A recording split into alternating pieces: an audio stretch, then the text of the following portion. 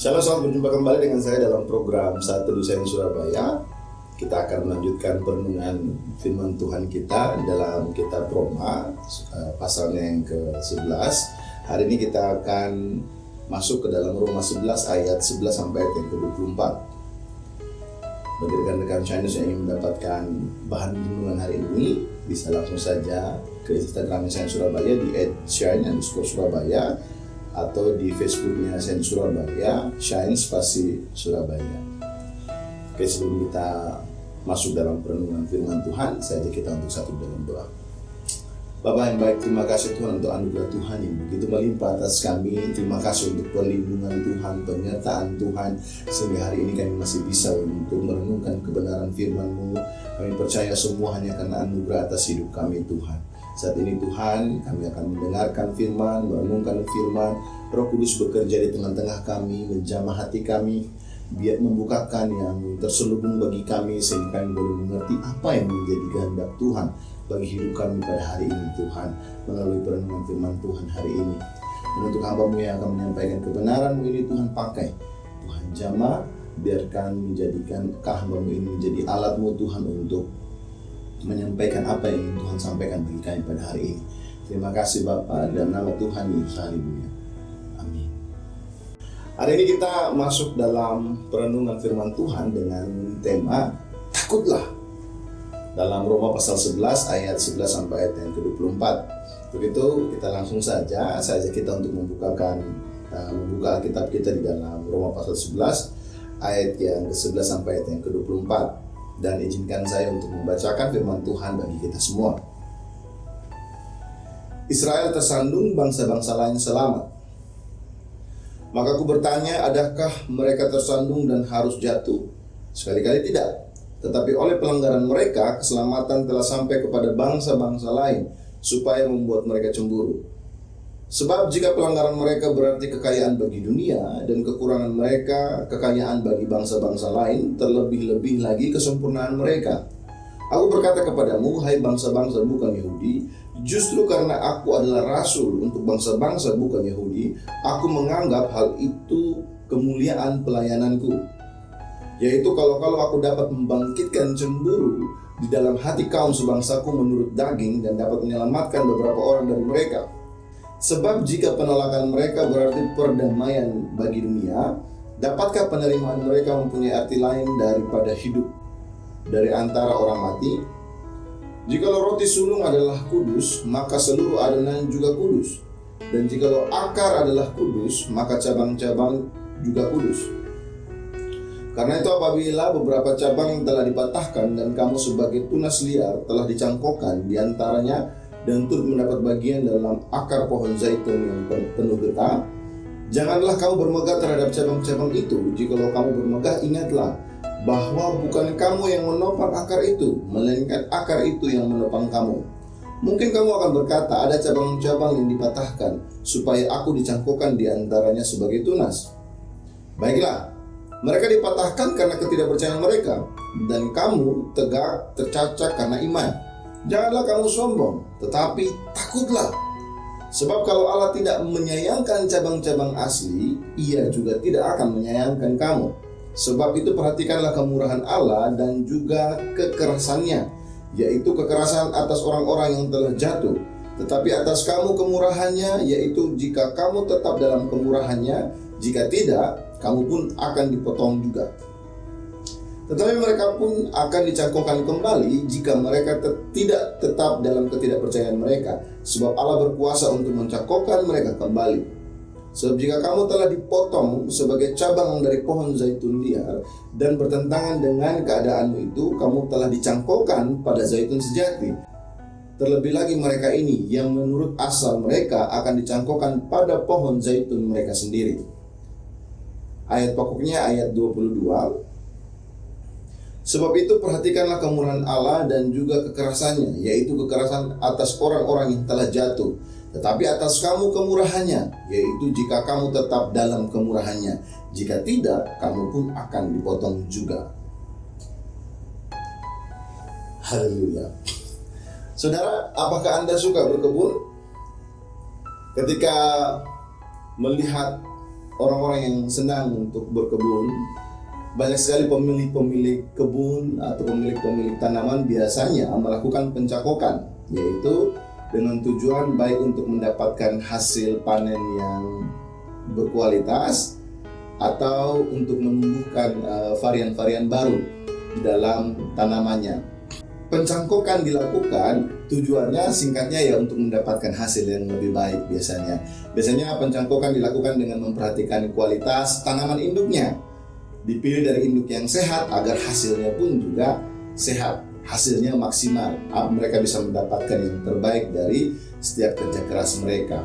Nah, dalam metafora ini, dalam perumpamaan ini, Rasul Paulus menjelaskan kepada pembaca non-Yahudi, bukan orang-orang Yahudi ya. Jadi jemaat di Roma itu ada orang Yunani, ada orang-orang Yahudi yang di dalam perantauan, dan juga macam-macam orang-orang yang tinggal di Roma pada saat itu. Nah, khususkan di dalam pasal ini, khususnya Rasul Paulus berbicara kepada mereka, orang-orang yang non-Yahudi. Nah, dalam menjelaskan ini, Rasul Paulus menggunakan perumpamaan sebagai zaitun liar yang dicangkokkan kepada zaitun asli. Nah, Rasul Paulus menekankan ini kepada mereka, orang-orang yang non-Yahudi, agar mereka tidak memegahkan diri oleh karena mereka diselamatkan oleh Allah.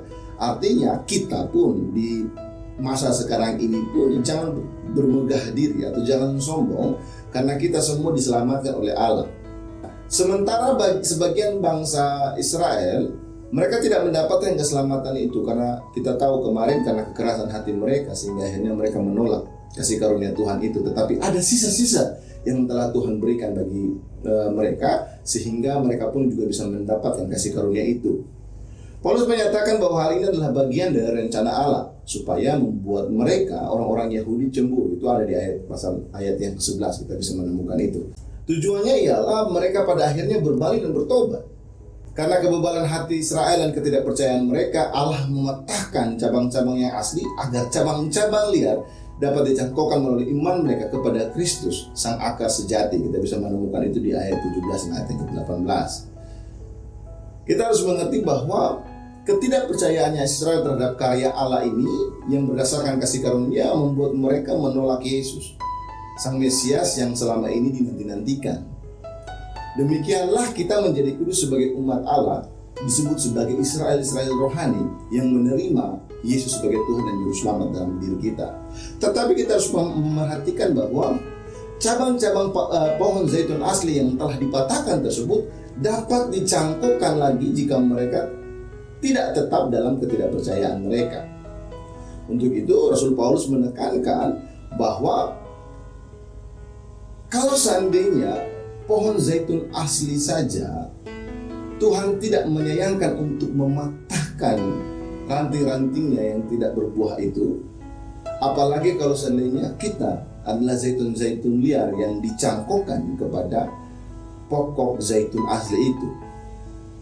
Tentu Tuhan juga tidak akan menyayangkan cabang-cabang liar itu sebagaimana cabang-cabang yang asli pun dipatahkan.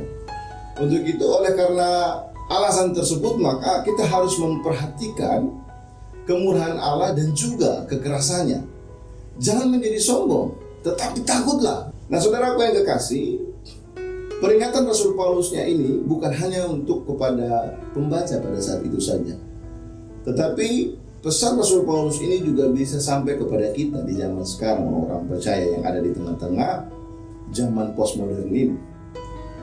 Artinya, kita harus paham bahwa pesan itu diberikan kepada semua orang percaya, semua gereja, persekutuan atau organisasi Kristen, kita semua. Kita harus mengerti bahwa ada kengerian Allah yang akan memotong setiap orang atau pelayan atau gereja atau kelompok gereja jika kita tidak tetap di dalam kemurahannya, di dalam iman kita kepada Allah dan kebenarannya. Kita tahu bahwa banyak orang Kristen hanya mendengungkan tentang kemurahan Allah, tetapi jarang memperhatikan tentang kekerasannya. Nah, hari ini kita baca di dalam Roma pasal 11 ini kita menemukan sebuah pernyataan penting, nasihat penting yang diberikan oleh Rasul Paulus kepada kita bahwa kita harus memperhatikan kemurahan Allah dan juga kekerasannya.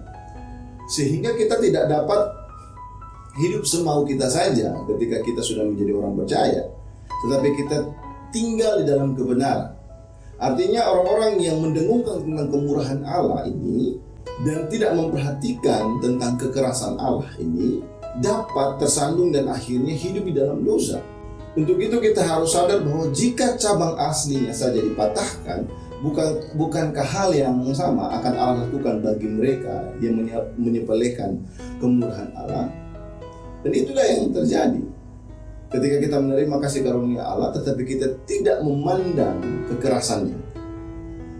Maka kita harus memahami bahwa kalau bangsa Israel saja pun bisa dipotong ranting itu sebagai pohon zaitun yang asli, apalagi kita, zaitun-zaitun liar yang dicangkokkan kepadanya. Untuk itu saudaraku, mari kita sungguh-sungguh menyadari oleh kasih karunia Allah kita diselamatkan, bukan karena perbuatan kita atau siapa diri kita. Makanya Rasul Paulus di dalam Filipi pasal 2 ayat 12 dia berkata bahwa untuk itu kerjakanlah keselamatanmu dengan takut dan gentar. Sehingga kita melihat itu dan kita pun seharusnya mengerjakan keselamatan kita dengan takut dan gentar. Dengan mengingat bahwa kalau seandainya pohon zaitun asli itu tidak disayangkan Allah untuk dipotongnya, apalagi kita, zaitun-zaitun liar yang dicangkokkan kepada pohon zaitun asli itu. Begitu saudaraku yang kekasih, mari kita sama-sama mengerjakan keselamatan kita dengan takut dan gentar kepada Allah. Mari kita satu di dalam doa. Bapa yang baik, terima kasih Tuhan untuk anugerah Tuhan bagi kami. Hari ini kami belajar Tuhan tentang kasih karunia Tuhan, kemurahan Tuhan, dan kekerasan Tuhan juga Tuhan. Ajar kami Tuhan untuk tidak mempermainkan kasih karunia yang telah Tuhan berikan bagi kami, dan ajar kami Tuhan untuk bisa hidup di dalam kebenaran. Mari pimpin kami Tuhan untuk benar-benar menghargai kasih karunia yang telah Tuhan berikan bagi kami, dan kami akhirnya memberikan hidup kami hanya untuk Tuhan dalam kehidupan kami, segala aspek yang ada dalam diri kami Tuhan. Terima kasih Bapa, kami taruh sepenuhnya kehidupan kami ke dalam tangan Tuhan. Berdoa biarkan kami terus hidup di dalam pertumbuhan dalam kasih karunia Tuhan, dan semakin hari semakin serupa dengan Kristus. Mari Bapak, hamba juga berdoa bagi setiap jemaat Tuhan dimanapun kami berada dalam menghadapi situasi untuk beradaptasi dengan keadaan saat ini. Kiranya kami aman dalam perlindungan Tuhan. Tuhan yang memberkati kami dalam pekerjaan kami, Tuhan juga yang memberkati kami dalam setiap usaha yang kami punyai, dan juga Tuhan yang memberikan hikmat bagi setiap kami yang sementara menempuh studi Tuhan. Terima kasih Bapa, dalam nama Tuhan Yesus Amin. Selamat beraktivitas, Tuhan Yesus memberkati.